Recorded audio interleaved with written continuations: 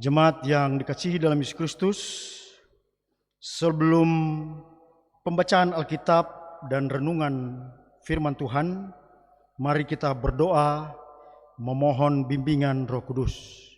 Kita berdoa. Ya Tuhan Bapa kami di surga, kami bersyukur untuk penyertaan Tuhan dalam hidup kami dan kesempatan kami untuk beribadah pada malam hari ini. Ya Tuhan, sebentar kami akan membacakan firman-Mu Tuhan dan merenungkan. Biarlah Engkau berkati hamba-Mu yang Engkau percayakan memberitakan firman-Mu. Biarlah Engkau yang berkata-kata dan Engkau mengurapi jemaat yang mendengar firman-Mu agar bisa memahami pesan firman-Mu. Bersabdalah Tuhan, karena kami siap mendengar. Dalam nama Yesus Kristus kami panjatkan doa ini. Amin. Jemaat, mari berdiri untuk mendengar firman Tuhan yang dibacakan dari Alkitab yang terdapat dari Filipi 2 ayat 19 sampai dengan 24. Ini bacaan pagi sebenarnya.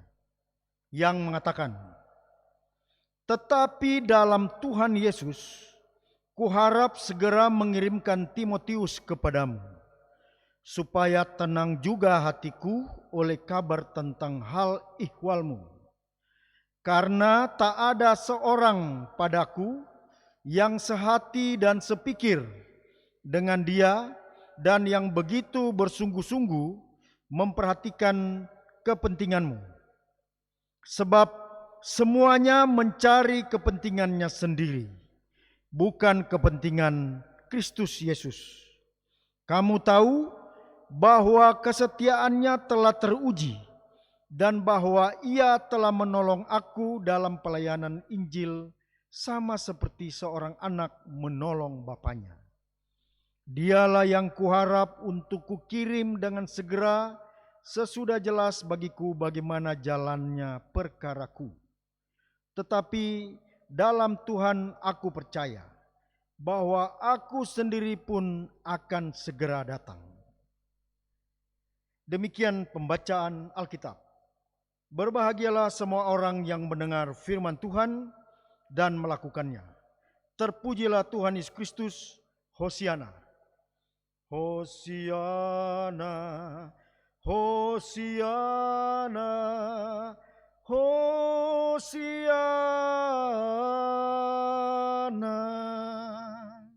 Silakan duduk.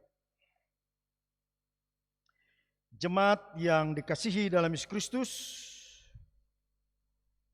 dalam renungan malam hari ini kita mengambil topik SBU, yaitu merespons kebutuhan sesama. Yang pertama kita akan melihat bagaimana latar belakang. Jadi ada 5 pendekatan. Yang kedua, siapa figur dalam bacaan Alkitab tadi.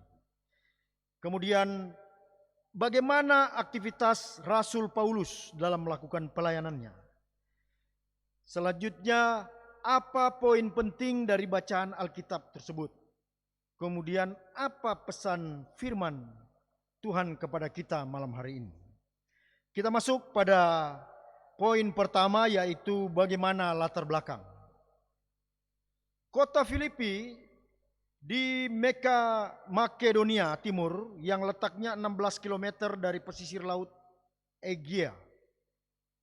Ini dinamai menurut Raja Filipus II dari Makedon, ayah Alexander Agung. Pada masa Paulus, kota ini sebuah kota Romawi dan pangkalan militer yang terkenal. Oleh sebab itu dalam beberapa referensi juga disebut bahwa kota ini penuh dengan tentara. Dan gereja di Filipi didirikan oleh Paulus dan teman-temannya, teman sekerjanya, yaitu Silas, Timotius, dan Lukas. Nah, jemaat di Filipi ini banyak tentara, tetapi banyak juga para veteran tentara, veteran militer. Kemudian Yang kedua, Rasul Paulus dari penjara di Roma, ia menulis surat kepada orang percaya di Filipi sebagai ungkapan berterima kasih kepada mereka atas perhatian dan bantuan kepada Paulus. Jadi jemaat di Filipi dianggap Paulus sebagai saudaranya dan sebagai orang yang percaya. Pada saat Paulus di penjara, mereka memberikan bantuan kepada Paulus. Lanjut, kita melihat dalam bacaan ini siapa saja figur dalam bacaan kita. Yang pertama adalah Rasul Paulus, yaitu hamba Kristus yang menulis surat kepada semua orang kudus dalam Kristus di Filipi. Yang kedua, figur Timotius, yaitu hamba Kristus yang dikirim Rasul Paulus kepada jemaat di Filipi untuk menyampaikan surat Rasul Paulus. Jadi Timotius ini adalah orang yang dipercaya Rasul Paulus untuk mengirimkan suratnya ke jemaat di Filipi. Lanjut, kita masuk pada poin yang ketiga, yaitu apa aktivitas Rasul Paulus dalam pelayanannya dan kesaksian. Yang pertama, dalam keadaan terbatas, yaitu dalam penjara, Paulus tetap memperhatikan jemaat di Filipi. Sehingga walaupun hanya melalui surat, tetap dia menyampaikan pesan-pesannya kepada jemaat di Filipi. Yang kedua, ia menguatkan jemaat di Filipi untuk senantiasa taat, tetap mengerjakan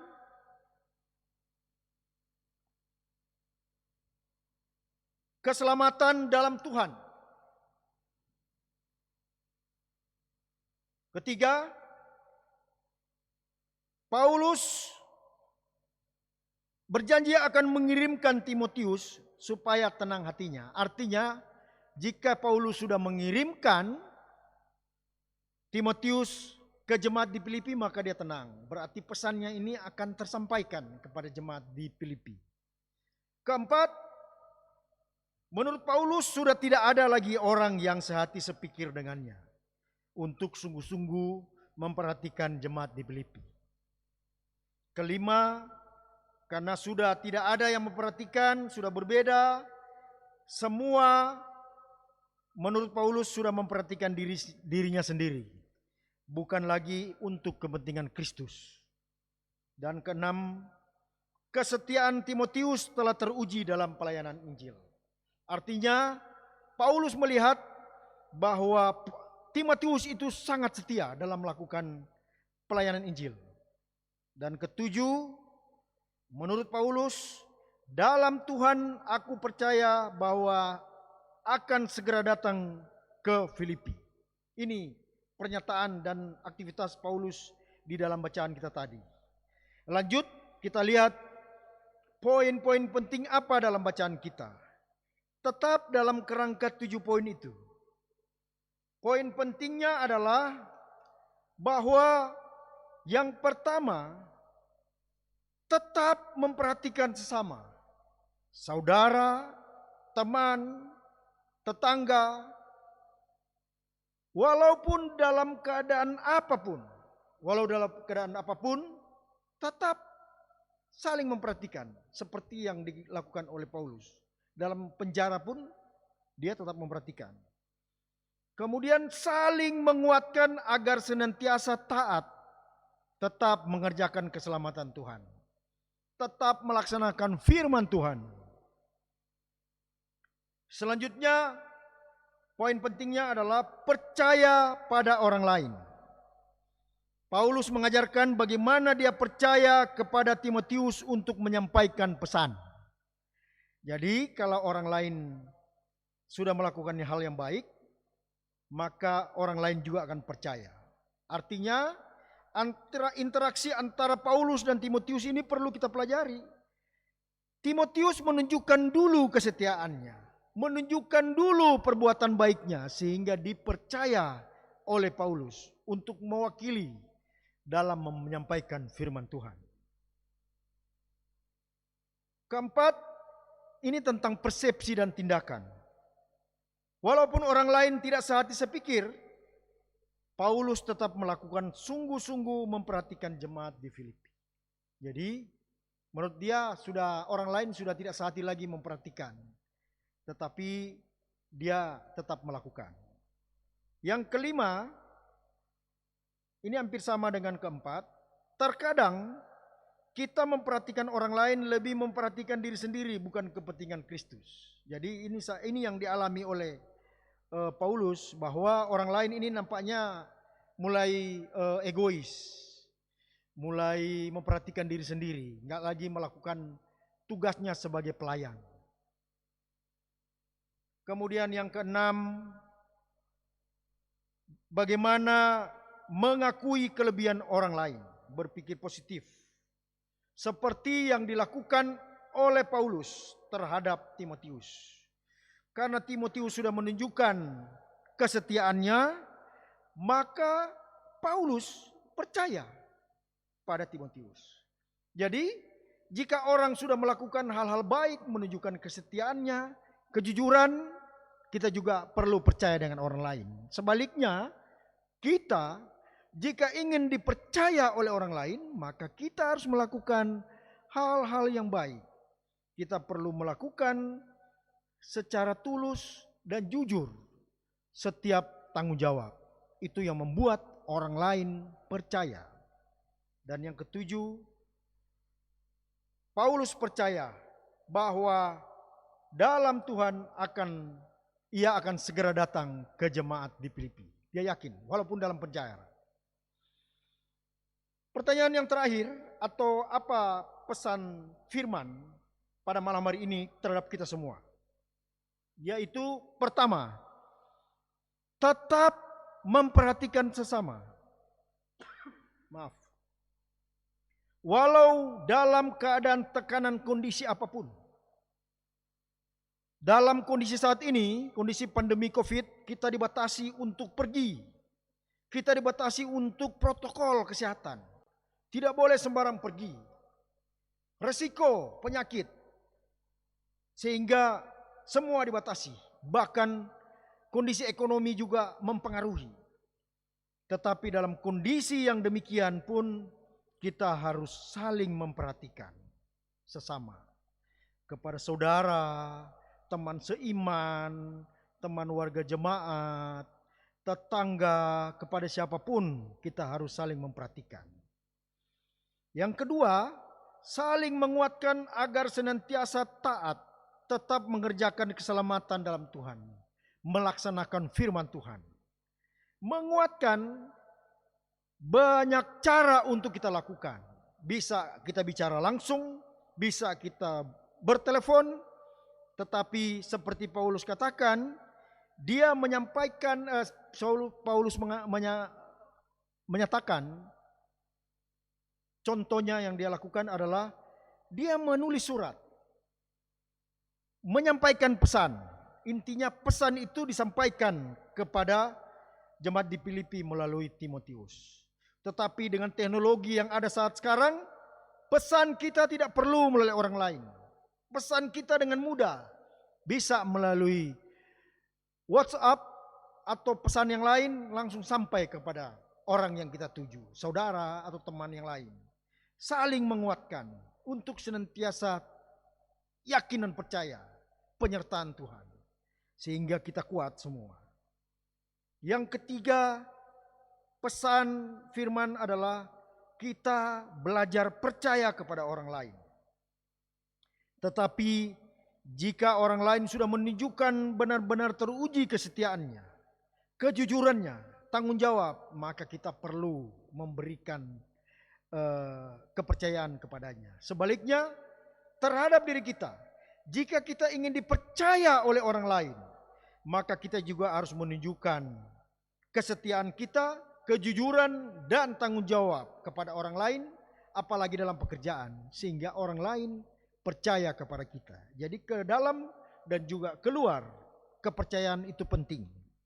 Kemudian tentang persepsi dan tindakan. Jangan terpengaruh dengan orang lain jika kita ingin berbuat baik. Kalau kita ingin berbuat sesuatu terhadap gereja atau terhadap orang lain, kita lihat dulu, dia lakukan atau tidak. Itu namanya kita melihat kepada orang lain dulu. Tidak. Kita mempunyai iman sendiri, kita mempunyai tanggung jawab dan panggilan masing-masing. Kalau ingin kita berbuat baik terhadap orang lain, terhadap gereja, tidak perlu melihat orang lain. Itu urusan orang lain. Karena orang lain juga mempunyai panggilan dan tanggung jawab masing-masing. Biarkan.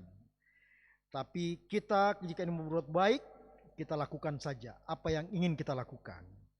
Kelima, hampir sama dengan yang keempat. Jika mau melakukan hal baik, tidak perlu memperhatikan perilaku. Jadi perilaku itu artinya, oh dia kemarin kayaknya nggak senang dengan saya, maka saya nggak senang dengan dia. Nah, padahal bisa saja orang lain melakukan hal kesalahan, tetapi tetap kita berbuat baik kepada orang lain dan kepada siapa saja. Jadi tidak perlu kita menyimpan perbuatan orang lain. Keenam, kita mengakui kelebihan orang lain, berpikir positif dengan orang lain. Setiap orang diberikan talenta oleh Tuhan dengan kelebihan masing-masing. Jika seorang mempunyai kelebihan, kita harus mengakui kelebihannya.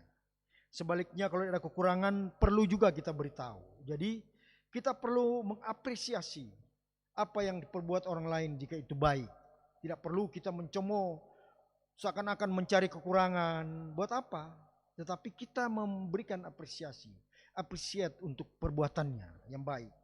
Dan yang terakhir adalah yang diajarkan oleh Paulus. Percaya bahwa Tuhan mempunyai rencana yang indah dalam setiap kehidupan kita. Tinggal bagaimana kita menabur hal-hal baik. Jika kita melakukan semua perintah Tuhan, kita menerapkan kasih yang Tuhan ajarkan kepada orang lain. Itu namanya kita menabur hal-hal baik dalam hidup kita. Jika kita sudah melakukan hal-hal baik sesuai yang difirmankan oleh Tuhan, maka kita tinggal menunggu tuaian dengan sorak-sorai.